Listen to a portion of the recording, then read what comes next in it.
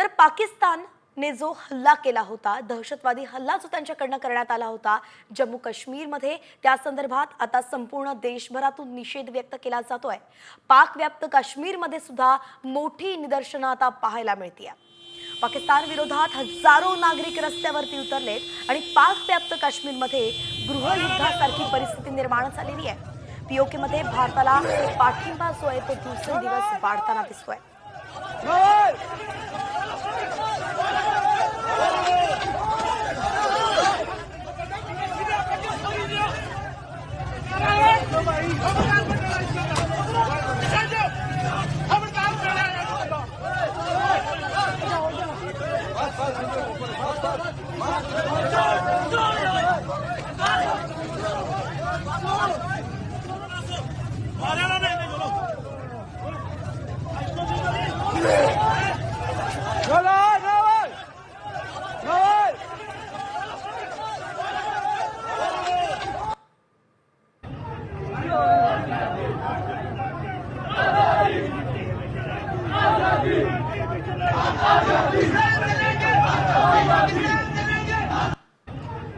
आपले प्रतिनिधी विशाल सवणे आपल्या सोबत जोडले गेलेत। विशाल, पाक व्याप्त काश्मीरमध्ये सध्या आपण पाहतोय की अगदी परिस्थिती जी आहे ती तापलेली आहे। नेमकं काय घोषणा होत आहे, काय मागण्या आहेत, काय सविस्तर अपडेट आहे?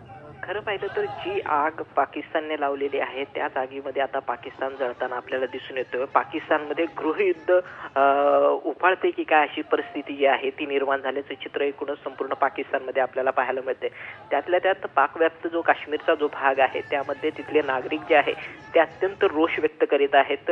पाकिस्तान सरकारच्या विरोधात, तिथल्या आर्मीच्या विरोधात प्रचंड असा रोष निर्माण झालेला आहे। त्याचबरोबर तिथं हम लेके रहेंगे आझादी अशा स्वरूपाच्या घोषणा ज्या आहेत त्या दिल्या जात आहेत। हजारो नागरिक जे आहेत ते रस्त्यावरती उतरलेले आहेत। नुसते रस्त्यावरच नाही तर हिंसाचार देखील तिथं झाल्याचं आपल्याला दिसून येतंय। तिथे अनेक गाड्या ज्या आहेत त्या जाळून टाकलेल्या आहेत। त्याचबरोबर तिथले जे सैन्य आहे, पाकिस्तानचं जे सैन्य आहे त्यांच्यासोबत काही हिंसाचाराच्या घटना देखील घडल्याचं जे आहे ते समोर येत आहे। तिथले स्थानिक नागरिक जे आहेत ते पाकिस्तानी आर्मीच्या अंगावरती धावून जात आहेत। त्यांना मारहाण करतानाची जी दृश्य आहेत ते आपण स्पष्टपणे पाहू शकतो। यावरूनच आपण अंदाज लावू शकतो की पाकिस्तान बदली जी परिस्थिती आहे ती अत्यंत आता बिकट होत चाललेली आहे। त्यांना गृहयुद्धाला देखील सामोरे जाण्याची चिन्ह जी आहे ती या ठिकाणी स्पष्टपणे दिसून येत आहे। नक्कीच विशाल, आपण पाहतो ही दृश्यच सांगतायत की गृहयुद्धासारखी परिस्थिती सध्या पाक व्याप्त काश्मीरमध्ये आहेत आणि हे सगळे लोक रस्त्यावरती उतरलेत आणि शिवाय ते भारताला पाठिंबा देत आहेत। ही एक सकारात्मक भारतासाठीची अशी आपण घटना पाहू शकतोय। धन्यवाद, अगदी सविस्तर अपडेट आपण दिली आहे।